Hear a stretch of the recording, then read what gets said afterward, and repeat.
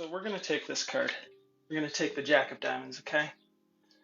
Take this Jack of Diamonds, and what we're going to do is we're just going to set it right here for now, okay? Then we're going to take the next card, and the next card happens to be a 4 of diamonds. So what we're going to do is we're going to put that right here under the box.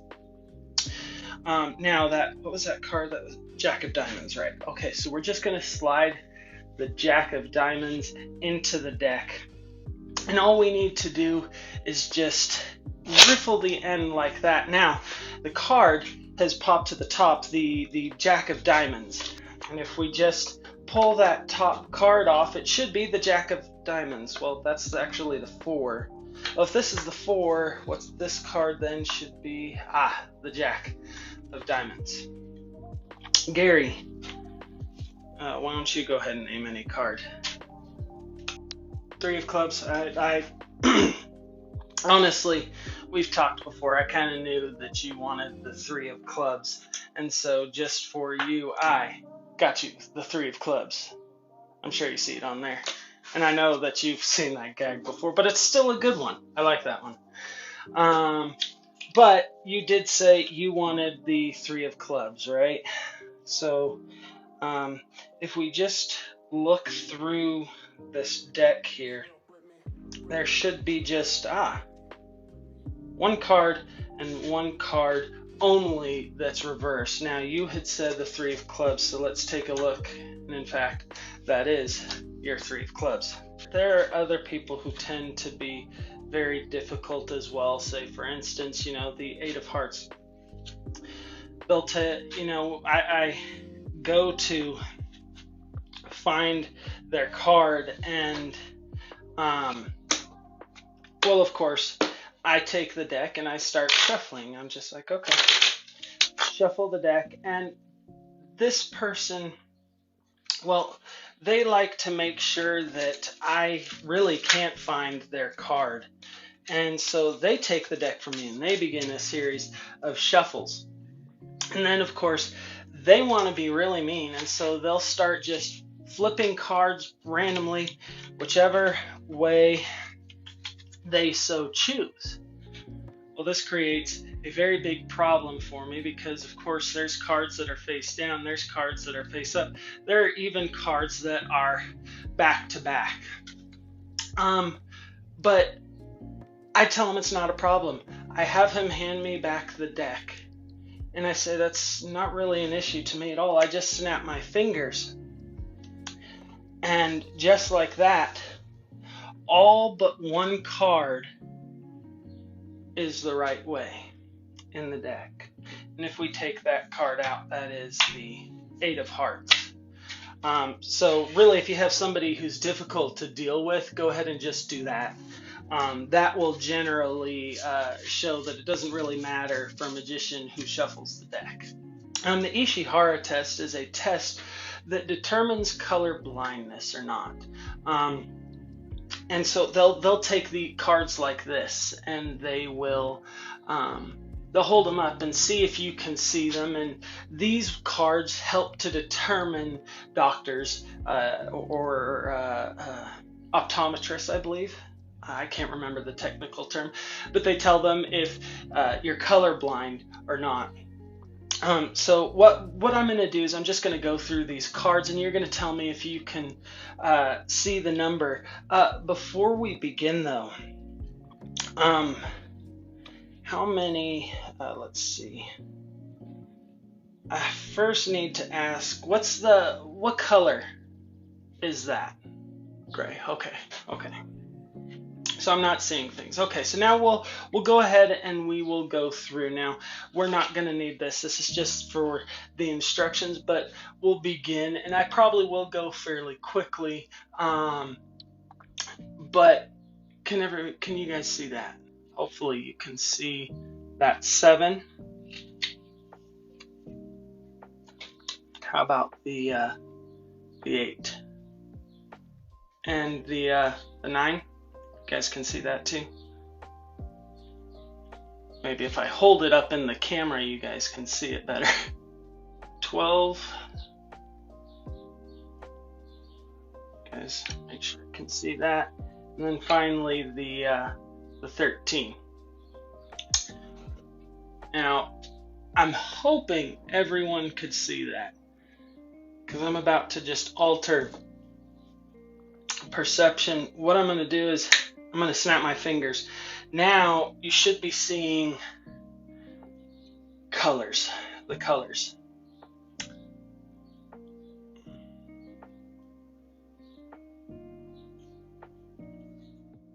What was the color of the back of my cards? Because you guys might have missed the color change. Yeah. So if we just turn them around, really, there's an assortment of colors that I have here. So I think if you saw gray, then you might in fact be colorblind. I'd go check with your eye doctor. So of course, if you guys were here, I could have you examine all of these things, but of course can look, there are no breaks, there are no tears, nothing in these ropes, of course no gaps, anything like that. This solid ring, no holes except the hole of course in the middle. We have this short piece here, this medium piece here, and this long piece of rope here. We'll of course use the ring after a bit. We don't need it right now. Hello for all those that are joining. So we have 3 lengths of rope here. And all we need to do is we need to just toss them up one by one into my other hand. Try and keep my hands in the frame. Now what we're left with is a short, medium, long ends. So 6 ends and 2 loops of different sizes. But what I can do is I can create the illusion of 3 equal loops just by placing that up in my hand. So now we have 3 loops. But more than that, I can snap my fingers and pull these to be the same length. So now we have 1, the short piece of rope. There's 2, the medium piece of rope, and then finally the 3rd, the long piece of rope. Now, it might be a little difficult to follow 3 ropes since we only have 2 eyes. So what we're going to do is we're just going to remove this rope here. We're still left with 2 ropes, but what we can do, we can put this end up here. And if we put this here and just kind of melt the rope end, let's see here, melt the rope and pull it into one long length of rope. So now we're left with 1 long piece of rope. And what we can do from here is now we'll involve the ring. Let's get the ring off my fat hand here. Okay, good. So now what we'll do is we're just going to tie up the rope here. So now we've created a situation where this ring, this can't come off. But all I need to do is just blow on that ring, run it, slide it right over the knot, and that ring comes right off. Now, I know you're wanting me to pass the ring back through the rope, so I'll do that for you now. We got 1, got 2, and 3. Haha. Passing the ring through the rope. No, I'm sorry. I know that's not what you're expecting. You wanted it actually on the rope. So on the count of 3, 1, 2, and 3, we have that ring back on the rope. Now, of course, it would have just been easier to untie the rope. But sometimes, of course, when you untie that rope, you get it down here to get that ring off. Sometimes those ends just pop right off, so you're left with a rope with no ends and ends with no rope. Now, of course, I need to get this ring off here somehow, so all I'm going to do is I'm just going to squeeze that rope again until we're left once again with just 1 single piece of rope, so I can get my ring off now. We'll just set the ring down. Of course, we need to finish this trick up somehow, so what we'll do is we'll just take the ends here and we'll get this up here. We'll take out my trusty imaginary scissors. I cannot be trusted with real scissors. And we'll just cut right here. Get 2 ropes again. And then we'll involve this 3rd rope. Now, this is not where we began. We began with 3 different lengths of rope. So what we'll do is we'll just bring them all up here again in a similar fashion to how we began. Bring this all together, clump it up, give it a squeeze, a blow, and we're left once again with a short piece of rope, a medium piece of rope, and a long piece of rope. And that is very, very naughty. Can't get very naughty. That was a horrible joke, and I apologize. Joanna, I know your favorite card. Favorite card is the Queen of Clubs, yeah. Or Queen of Hearts, excuse me. Not the Queen of Clubs. Of course, if you were here, I could have you push it in. Since you're not, I'm just going to use this Sharpie to push it in. Kind of helps to show I'm not doing anything tricky by pushing it in. Now, of course, within decks of cards, and magicians know this, but there are ambitious cards that like to go to the top of the deck. Now, great magicians, they can simply snap their fingers and it comes to the top of the deck. But I'm an okay magician. I actually have to use a little pop to get, well, the Queen of Hearts back to the top. So what we're going to do is we're going to just slide that card back in, okay? Now again, it's an ambitious card. All I have to do is pop that card and it comes back to the top. Now, I know you're not here, but we're going to mark this card to show that I don't have any duplicate Queen of Hearts in the deck. So I'm going to put your name. I'm going to cut the Queen over, put it face down, and then we're just going to slide it into this. Now, if you were here, I'd just give you that. I'll just set that here for now. Again, ambitious card likes to come to the top, and because of my particular expertise, I have to pop the card. And of course, your card pops to that's the Ace of Hearts. Okay, I have to go back. Let me think. It's not, no, I did that. Oh, I realized the problem. I have the bottom half of the deck, so of course I pulled off the top card of the half of the deck. I placed the top half of the deck here. And so if I look at the top card of the deck, it is, in fact, your Queen of Hearts. If you were here, I could also have you shuffle this as well. But unfortunately, I can't have you do that.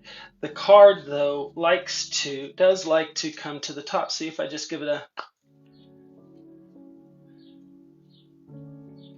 pop, it should come to the, no, that's the Ace of Hearts.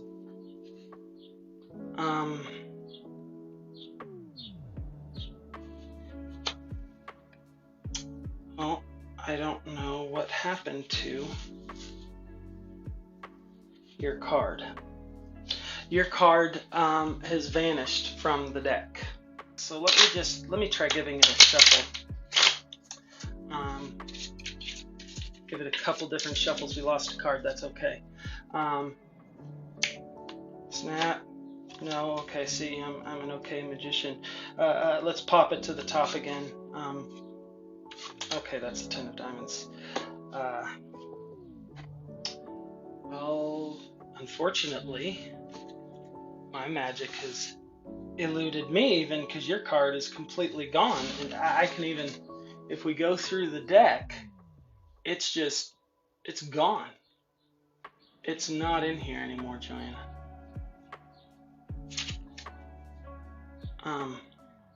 You know, for situations like this, I do have backup. In my pocket, I have, oh there's my marker. Have my wallet. Sorry, stuck in there. Have my wallet. Just like magicians, I don't have any money. But if we go into here, we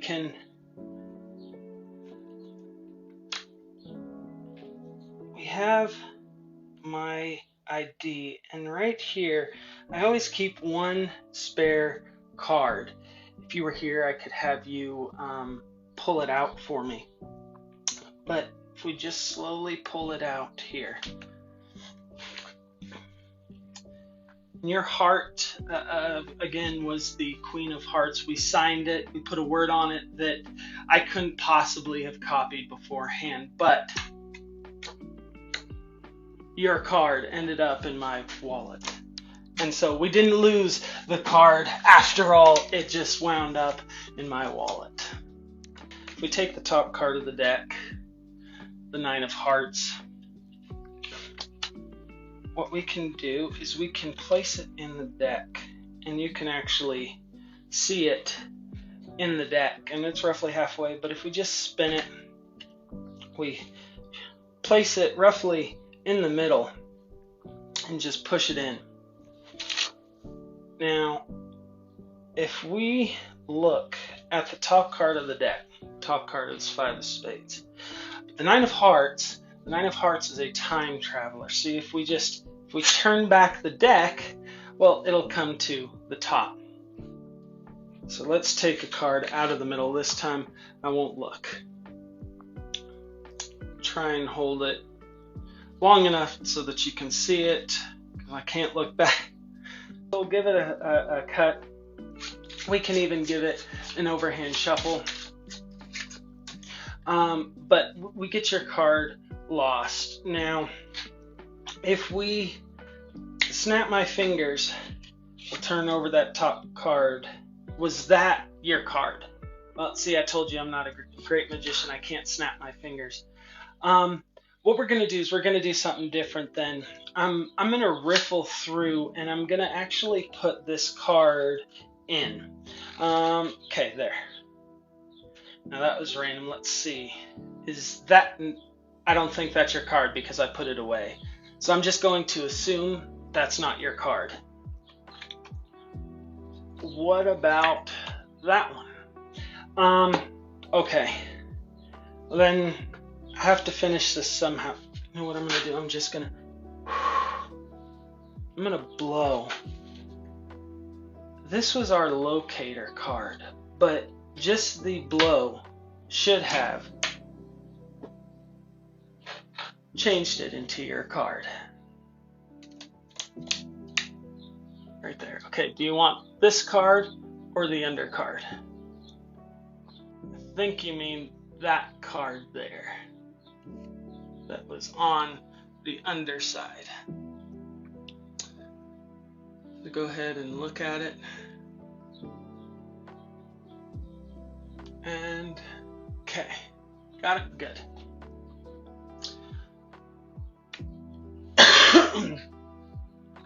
So, what we're going to do is we're going to cut it into the middle of the deck. One card, and one card only. Should have changed color, but...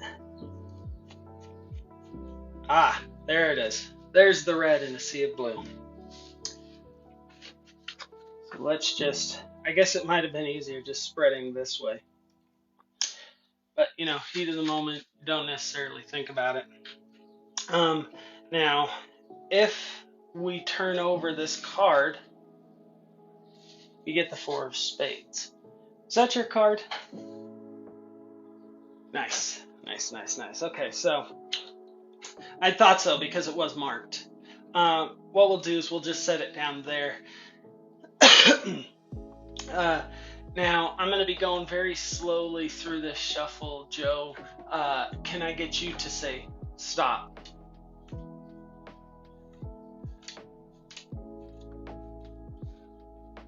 Right there? Okay. I'm going to look away. I want you to look at that and memorize that card. You got it? Okay, Good. So same fashion, we'll just lose it in the deck. And I'm even going to give it a quick shuffle just to make sure it's gone. But again, right, double snap, because you're not a great magician. Let's just look through, and one card only should have, is it a wave and double snap? Let's see, no. Oh my. This time, there is no, well, there is one red card still. Didn't say it was going to be in here. And if we turn over that card, is that your card?